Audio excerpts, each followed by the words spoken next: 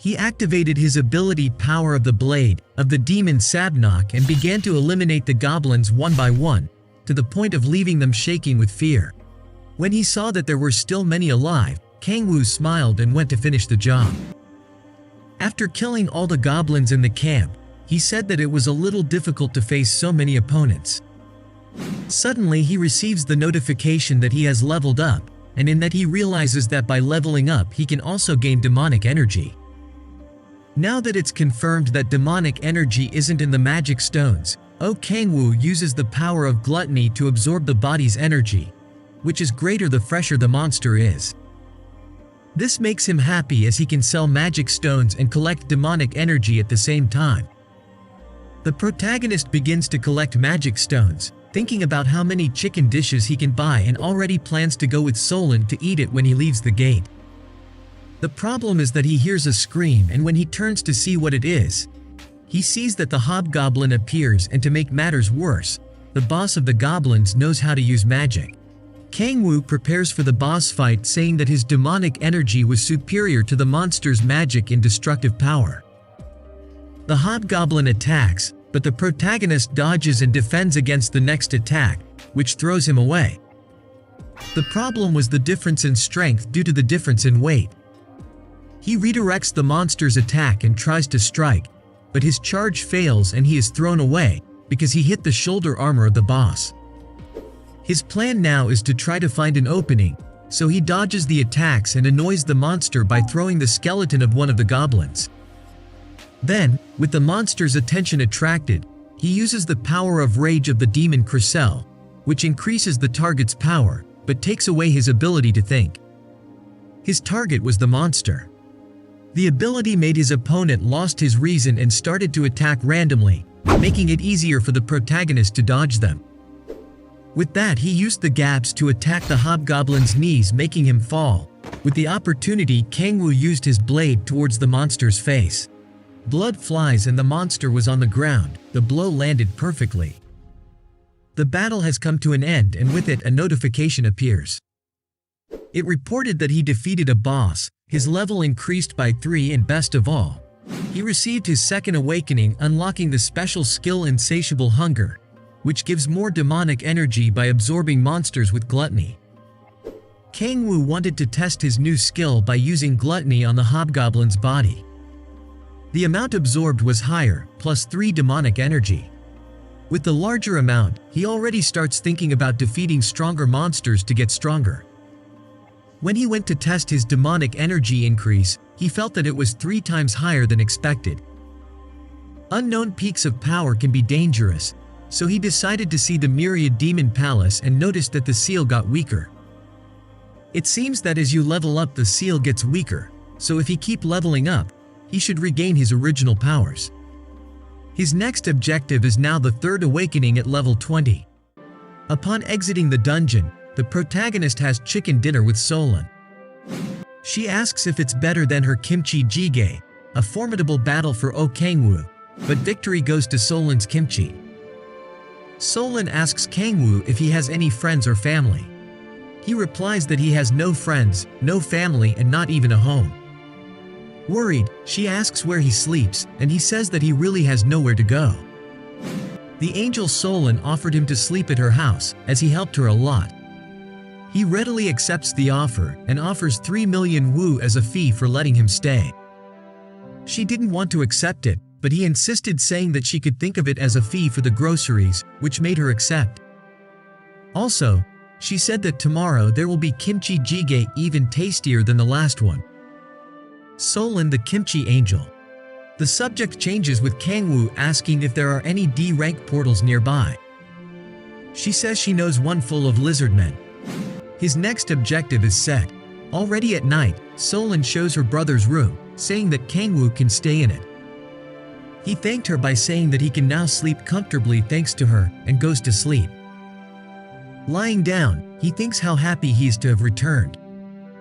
The comfort he hadn't felt for the last 10,000 years made him tell himself that the decision to go back was right.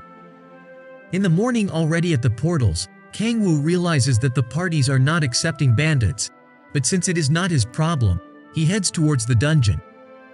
Inside the D-rank portal, He decides to move silently using the power of silence, because during his conversation with Solon at dinner, she said that lizard men are sensitive to sound, so it's good to approach without causing any noise to not draw attention of them all. She also said that they are weak against fire, so when the protagonist encounters 3 lizard men, he decides to use the power of hellfire from the demon Andros to attack them. The attack proves to be very effective. After all, hellfire can only disappear if the target uses demonic energy or magic, and as it burns the life force, the body is left to use gluttony. He compares Andros' guild name to the demon Andros, but thinks it must be something random, and even if it isn't, he can destroy everything. More lizard men appear surrounding the protagonist, making him smile. The process continued, hellfire plus gluttony, though the noise could attract more of them and a large group could be tricky. Resolved to continue quickly and easily until he levels up. Since the rank up, he has progressed more slowly, which led him to consider hunting groups of monsters. As he was thinking, someone called him, asking if he would like to join the guild's hunt. The protagonist asks what the guild was, and the guy replies, "We are from the Andros Guild." Kangwoo says he's not interested, turns around and walks away. This attitude angers the Andros Guild members and makes them want to lash out at him, saying that it's been a while since they've relieved their stress and that they're going to teach him a lesson. Kangwoo, who had followed his path, continued to defeat the lizard men with ease, consuming everything he had in that area. When he thought about what to do, someone caught his eye. It was the Andros Guild group, saying they were checking to see if the newbie was hunting well. Oh, Kangwoo says they worried for nothing as he was hunting very well, as they could see. One of the members says that he doesn't see any monster bodies and that his clothes were in perfect condition for whoever was hunting. The protagonist's answer was that he was resting at the moment. The leader of the group, irritated by the protagonist's provocations, says that he will regret it and makes noise by slamming his sword into the armor. Kangwoo is not scared and even finds it funny. The group prepares for the arrival of the lizard men by erecting magical barriers, and wondered what the rookie is going to do now that a dozen monsters are coming. Kangwoo replies, "I was thinking what you were planning. If you want to summon the monsters, you should go all the way." Then he uses the power of sound, creating a big noise, which makes Andros' people worried and asking him to stop. Kangwoo lets out a smile and says it's okay, leaving them terrified. After all, surrounding their barrier, there was a huge amount of lizard men. They had never seen so many before, and asked if Kangwoo was wanting to die with them. The protagonist jumps up to a tree and responds with an evil smile. "I know very well that lizard men are sensitive to sound." The monsters begin to attack the barrier. Once again, they ask if he was wanting everyone to die, and observing the situation, Kangwoo says that he does not intend to die. He ends up saying that they are the ones dying and activates the power of silence to continue observing the massacre from above. What leaves the guy speechless? I didn't think that the newbie would have a skill that controlled the sound. The barrier that protected them disappears with the continuous attacks of the lizard men. The leader of the group asks to raise the barrier again, but the mage was pierced by the lizard men's tail. Her end was already traced. The frightened boy falls, seeing his companion being devoured. But it wasn't the end. The same happened with the spearman, who lets go of the spear when he loses his life. Desperate, he begs Kangwoo to save him, but the protagonist's response is, "Good luck," which was enough for the boy to despair and start screaming, but that ends soon. His life has come to an end. Kangwoo fought evil with even greater evil and murderous intent with an even greater one. Oh, Kangwoo defeats all the remaining lizard men with hellfire, and finally uses gluttony, but a message appears saying that he cannot use the ability against those protected by the Gaia system. This leads him to the conclusion that players are protected by the system. His intention to absorb the player's ability didn't work, but his demonic energy went up a lot, reaching 30, increasing in quantity and quality. After everything was finished, he walked away.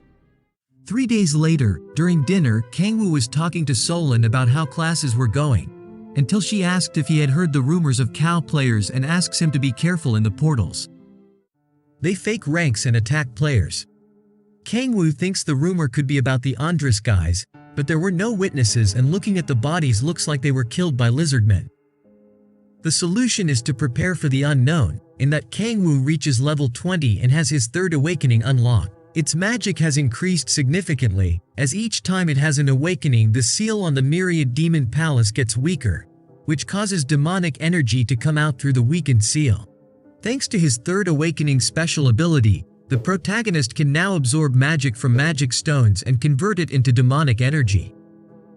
One magic stone has the equivalent in demonic energy of one monster body, so the protagonist will be able to collect much more energy. Kangwoo gets ready and jumps. At the top, he uses the power of sky, which creates some wings on your back. At the top he looks for the boss of the lizardmen that he didn't find, but suddenly he hears a voice, which came from Taesu, who was being attacked by two men. On the floor was the bandit who couldn't party. Taesu asks why they attacked a party member. It seems that he was betrayed by the rumored cow players. The red-haired guy attacks Taesu, who manages to tank the hit, and says he won't go down easily. The duo prepares to attack. The strange thing is that one of them says they can't kill him. Kangwoo, who was just curious about what was going on, thinks about whether to help or not, but that changes when he sees them using demonic energy. He becomes intrigued and decides to join the fray. The duo asks who he is, and says they don't need to let him live, as they've already completed their quota by capturing the other two.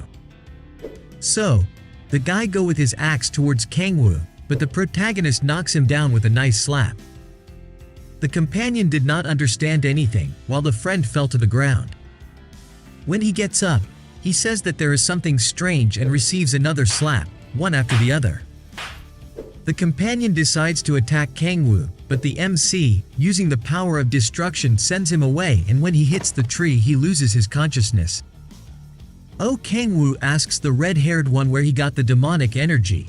When he didn't get the answer he wanted, he threw his head to the ground with great force. The interrogation continues. "Where did you get that demonic energy?" asked Kangwoo. But the guy says he can't speak, so the protagonist uses the power of dread. Fear made him talk. It was the guildmaster. The friend regains consciousness and says not to tell, but is soon incapacitated again by our OPMC. Without further interruption, Kangwoo asks which guild is the guildmaster, and the answer is Andrus Guild. The guy tells that his power came from the ritual done by the guildmaster, but when Kangwoo asks what ritual is this, he hesitated to speak, making Kangwoo use the power of dread again. When he was going to answer, his body started to act strange and he died. Some device that kills when talking about the ritual must have been used. Taesu approaches and asks if he was Kangwoo. At this the bandit, Taehyun, wakes up and Taesu tells him that player Kangwoo saved them. When Taesu questions him, the protagonist says he wasn't an E rank and the day they met he was just walking around. The tank thanks him for saving their lives and says he'll return the favor. He goes on to say that Andrus' reputation is not good, but he didn't think they would have cow players and decides to immediately report what happened and alert the Warong Corps, a unit of players managed by the government. However, Kangwoo asks him not to report for the time being, and says that he will take care of the Andrus Guild himself. Taesu offers to help the protagonist on his journey and make this guild pay for what they've done, because he loves Kangwoo's sense of justice. Finally, he kneels down and makes it clear that he wants to join Kangwoo. Could he be a human version of Balak, Kangwoo's most faithful demon in hell? Leave a comment with what you think. The bandit thanks him too and says that even though he's Dak Boong, he'll repay what Kangwoo did for him. The protagonist doesn't understand this weird term, and the bandit says it's because this class isn't good at dealing damage or tanking, so they don't want them in parties.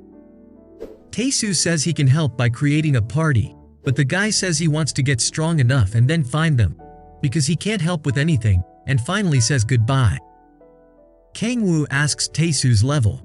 He replies that he is level 12 and that he reached the second awakening recently. His first special ability is C rank, while the second is a rank. This makes Kangwoo think he has more potential than he thought and asks why he doesn't have a guild yet. Taesu says he was still thinking about which one to join, but now that's not accurate anymore because he decided to follow Kangwoo. The protagonist thinks that his angel Solon is about to have her second awakening and accepts Taesu's offer. Tasso asks for his new brother's contact details so he can help when needed. Kangwoo passes the number and asks Taesu to form a party with Solon. He accepts and says he'll get in touch with him later. Kangwoo wakes up the unconscious guy and says he has something to ask him. The protagonist asks what he meant by capturing the players alive and taking them back. The guy responds by saying he doesn't remember, but after a good kick he remembered and said he was to offer them as sacrifices. Kangwoo thinks for a moment and tells the guy he has a favor to ask. In the next recap, we'll find out what favor Kangwoo asked for and how it'll going to help him end the Andras Guild. Subscribe to the channel and activate the bell, so when the new recaps are uploaded you'll be notified.